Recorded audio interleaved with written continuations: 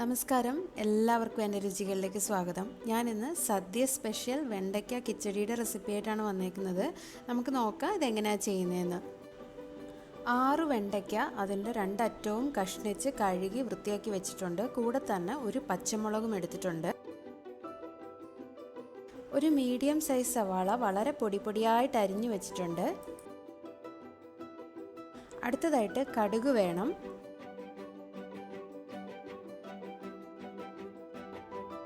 2 spoon എണ്ണ എടുത്തിട്ടുണ്ട്. 2 വറ്റൽമുളക് എടുത്തിട്ടുണ്ട്. തൈര് വേണം. കൂടെ തന്നെ ഒരു പിഞ്ച് മുളക് പൊടിയും ഒരു ലേശം മഞ്ഞൾപ്പൊടിയും വേണം. വെണ്ടയ്ക്ക നല്ല പൊടിയായിട്ട് വേണം അരിഞ്ഞെടുക്കാനായിട്ട്.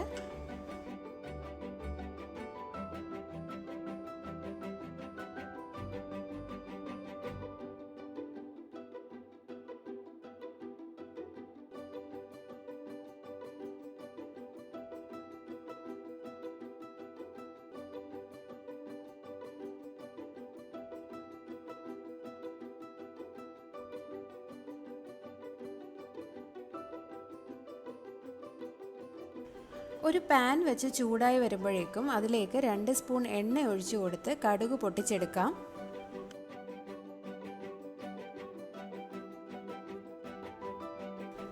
ഇതിലേക്ക് 2 വറ്റൽമുളക് ചെറിയ കഷ്ണങ്ങളായി മുറിച്ചിട്ട് കൊടുക്കാം. കൂടെ തന്നെ നമ്മൾ അരിഞ്ഞു വെച്ചിരിക്കുന്ന ഉള്ളിയും ചേർത്ത് കൊടുക്കാം.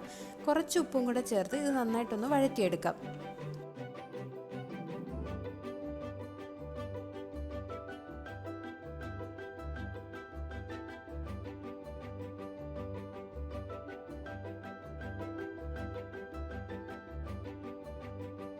ഉള്ളിയുടെ കളറ് ചെറുതായിട്ടൊന്ന് മാറി തുടങ്ങുമ്പം അതിലേക്ക് ചെറുതായിട്ട് അരിഞ്ഞു വെച്ചിരിക്കുന്ന പച്ചമുളകും അതേപോലെ തന്നെ വെണ്ടയ്ക്കയും ചേർത്ത് കൊടുത്ത് നന്നായിട്ട് മൂപ്പിച്ചെടുക്കാം.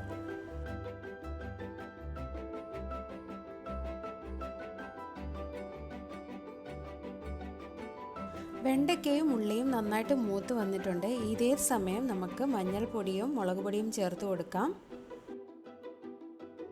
ഗ്യാസ് ഓഫ് ചെയ്തേക്കാം. അതിനുശേഷം ഈ മുളക് പൊടി മഞ്ഞൾപ്പൊടി നന്നായിട്ടൊന്ന് മിക്സ് ചെയ്തെടുക്കാം.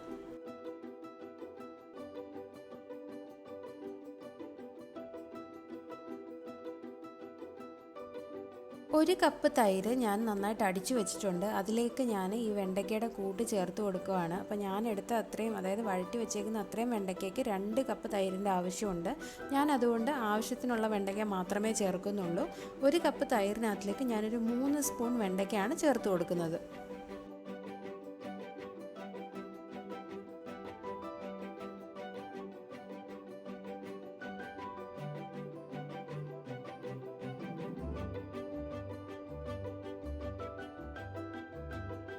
വളരെ എളുപ്പത്തിൽ തന്നെ വെണ്ടയ്ക്ക കിച്ചടി ഇവിടെ റെഡി ആയിട്ടുണ്ട്. നിങ്ങളെല്ലാവരും ഇതൊക്കെ ഒന്ന് ഉണ്ടാക്കി നോക്കിയിട്ട് അഭിപ്രായം പറയാൻ മടിക്കരുത് കേട്ടോ.